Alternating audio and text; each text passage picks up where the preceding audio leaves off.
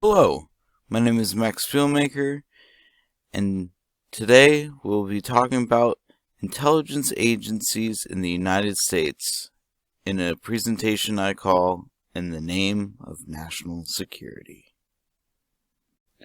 In an effort to create a safe, secure nation with a rapidly expanding global presence, governments must keep on top of what happens within the nation and abroad.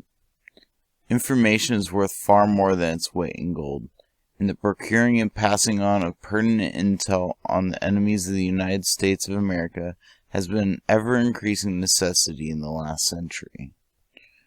While the police and military are the forces that are the first line of upholding law in America and overseas, there are other members of the government that lurk in the shadows and work from behind a veil in the name of national security.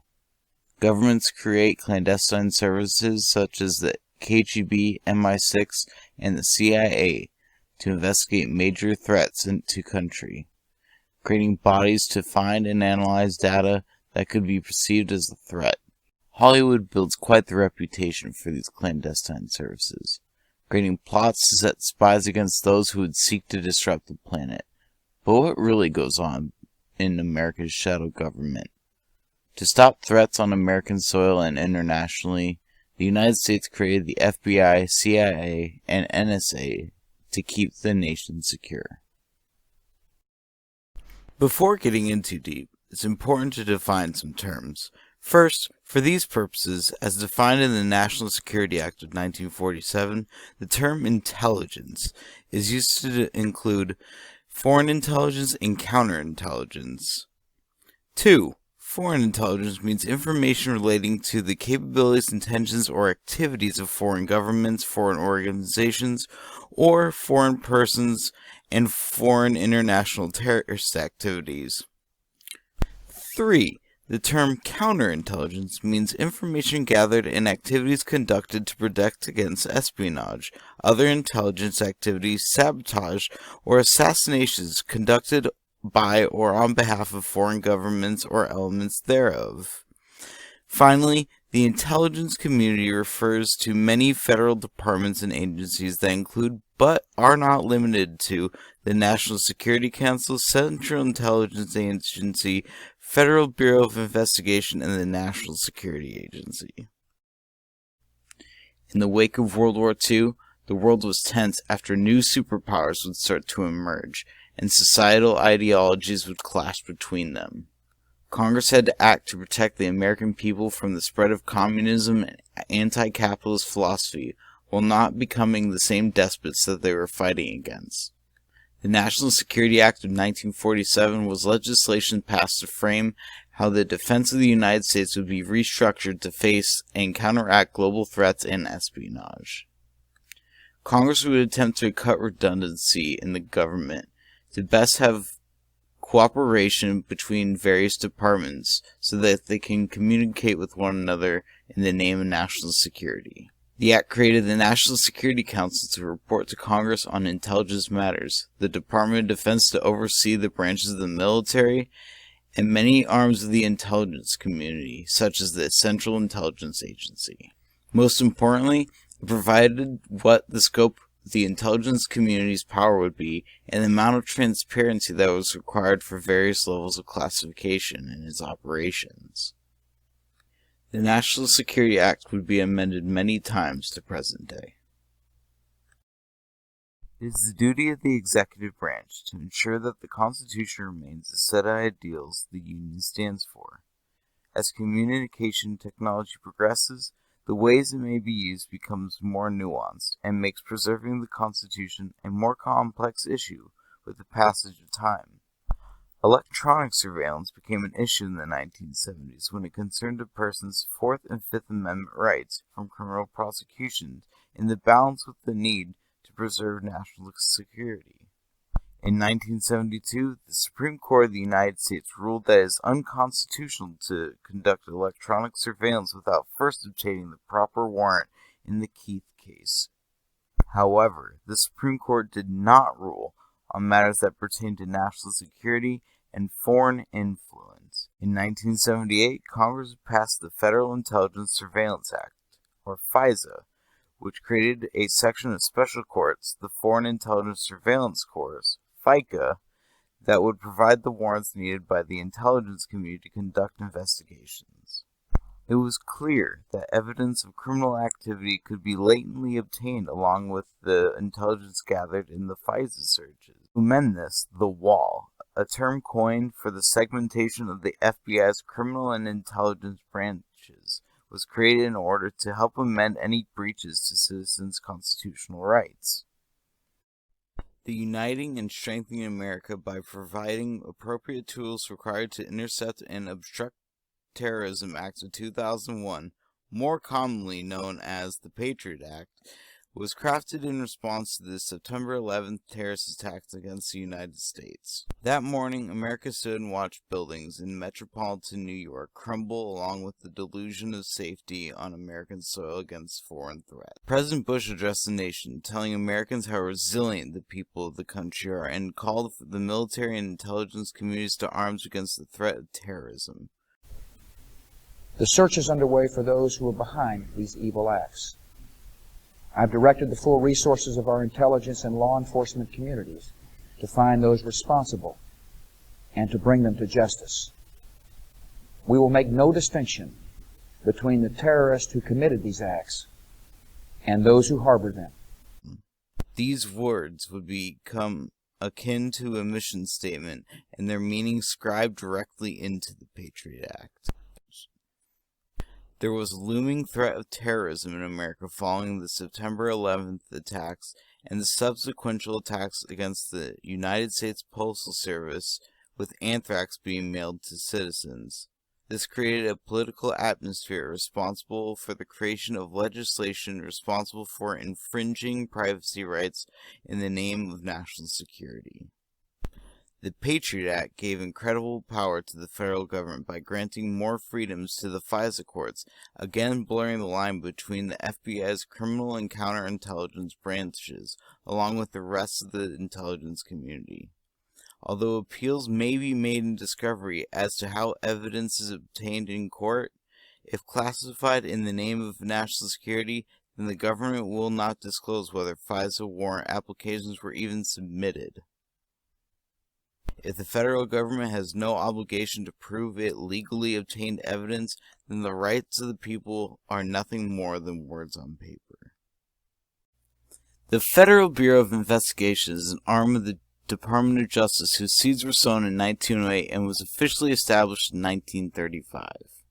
The FBI serves the dual purpose as being law enforcement for criminal justice and being responsible for counterintelligence on domestic threats. The FBI is split into three branches, which can be simply organized: the Violent Crimes Branch, Political and Financial Crimes Branch, and their Intelligence Branch. The FBI investigates major crimes on the federal level, dealing only with crimes that involve illegal commerce between states, such as Al Capone's bootlegging ring and the Chicago mob, child abduction and child crimes, death of state officials such as the JFK assassinations, and other serious crimes like Ana Montes and selling secrets to Cuba. It also serves as part of the intelligence community in domestic matters.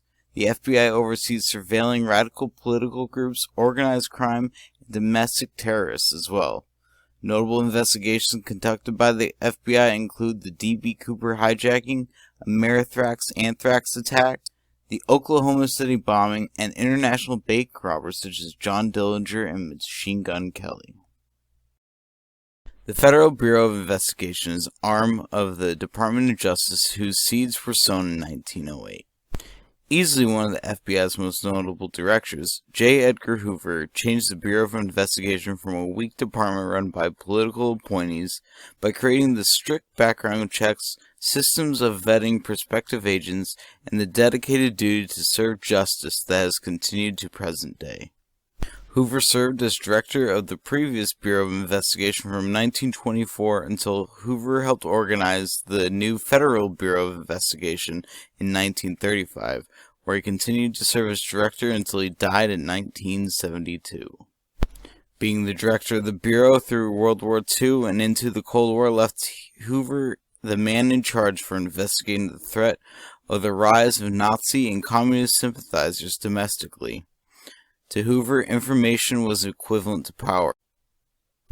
Hoover created the Counterintelligence Program to investigate, take down, and eliminate those who he thought could bring the demise of our democracy, with the domestic threat of organized crime and the mafia and the rise of socialist communist philosophies around the globe.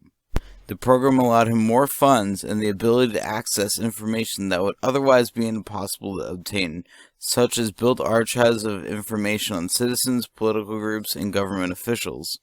Hidden from the public eye, Hoover used these often illegal means of acquiring intelligence to also blackmail his adversaries within the government. Behind closed doors, he could easily manipulate politicians as if they were puppets, being privy to all the skeletons in their closet. As dark as his dealings were, J. Edgar Hoover served through the era of McCarthyism and some of the toughest times of political espionage to date. When the picture of a cloak and dagger international super spy comes to mind, the Central Intelligence Agency is America's brand of secret agent operating abroad. Established in 1947, the CIA sprung from its predecessor, the Office of Strategic Services. The CIA, unlike the FBI, is part of the Department of Defense and does not have a law enforcement branch that investigates crime. The CIA gathers global intelligence, which is not supposed to have... The CIA gathers global intelligence, and is not supposed to have operations within the United States. The duty of the Central Intelligence Agency is to gather intelligence on foreign influence upon the United States and pursue operations internationally on behalf of the government to maintain democracy. Any intelligence that would need footwork done within America requires the cooperation between the intelligence branch of the FBI and the CIA to best perform their respective duties. Hidden from public eye behind many different levels of classification, the operations of the CIA are often conducted without much scrutiny. In the history of the agency, there have been operations whose intents and practices varied from nefarious to outright human rights violations carried out on U.S. citizens. In the height of the Cold War, the stopping the spread of communism worldwide was one task assigned to the CIA. With democratic regimes being taken over in Iran and socialism spreading in Nicaragua, the fear of capitalism and democracy slowly being eroded in the Western Hemisphere was a fear that was inflamed. In response to Nicaragua, the CIA was instructed to provide arms and training to rebels in order to stage a revolution, a coup to reinstate democracy in Central America. If staging political coups across the globe is not egregious enough, the CIA had its hand in illegal human experimentation. Less than a decade after the crimes against humanity of the Nazis were denounced worldwide, an arm of the United States government would be conducting experiments on its own people in its own mind control experiments. Long past when the Nuremberg Code was written in 1947, many Americans would be given lysergic acid diethylamide 25 and other research chemicals in the MK Ultra program in order to create a truth serum for intelligence gathering purposes. Many young volunteers were unknowingly going to be part of experiments meant to extract information, wipe memories, and potentially program an individual. The CIA also has covert black ops going around the world, which are at the highest level of classification, so no one can really know what goes on. Cryptography has been a part of war since its inception, allowing secreted information to be passed along with less opportunity to be understood even if the message was intercepted. Ciphers such as the World War II era Enigma machine have provided a historical need for cryptanalysis for the defense of a nation. The National Security Agency is tasked with making and breaking encryptions for the government, testing networks and digital safety nets that maintain major functions of the United States. Today, technology allows humans to connect and gather information faster than ever believed possible by the intelligence community. It is estimated that 2.5 quintillion bytes of data are created daily. all of which could possibly be encrypted and contain intel that is crucial to the security of nations worldwide. No longer are the days of the Cold War where government spies and those disillusioned to the ideals of capitalism are the biggest threats to America, but now the individual and small cell organizations have the opportunity to become major threats to national security. Since the turn of the millennium, cyber attacks have become a growing threat as nations become more digitally oriented in their infrastructure.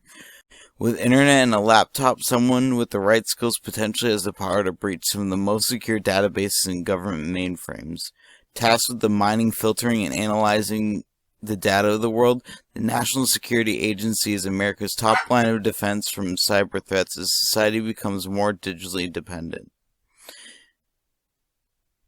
When an individual is surveilled, agencies are tasked with watching communications and movements of the target to uncover their network of contacts. Edward Snowden, computer expert, ex-analyzer for the Central Intelligence Agency, subcontractor from Dell to the National Security Agency, and accused traitor under the Espionage Act of the United States.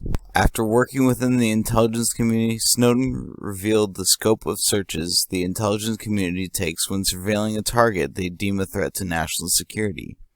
The access into the average citizen's life that can be unknowingly obtained undermines every American's privacy. Snowden described it as so. One target has a cell of 5 people. Therefore, the surveillance is spread to encompass the cell and their contacts as well. Each of the cell members is in contact with 4 people, so the scope of the search has increased from 5 to 21 people in one cycle of this, and increases exponentially the further the search goes. To uncover an entire network, hundreds if not thousands of people are being wiretapped and electronically surveilled via any device attached to the internet at any time, a large quantity of which are innocent of any real involvement with the threat. Edward Snowden released detailed information on the tactics being used by the American government against its own people to The Guardian and Laura Poitras, exposing the ways Americans have been duped by their government into giving away their rights. It is without a doubt the duty of the government to protect its people, their rights, and to make sure the core values of the Union are upheld in the Constitution. To best combat foreign interference and domestic threats, the intelligence community does its best work to be the safety net against those who would undermine the United States.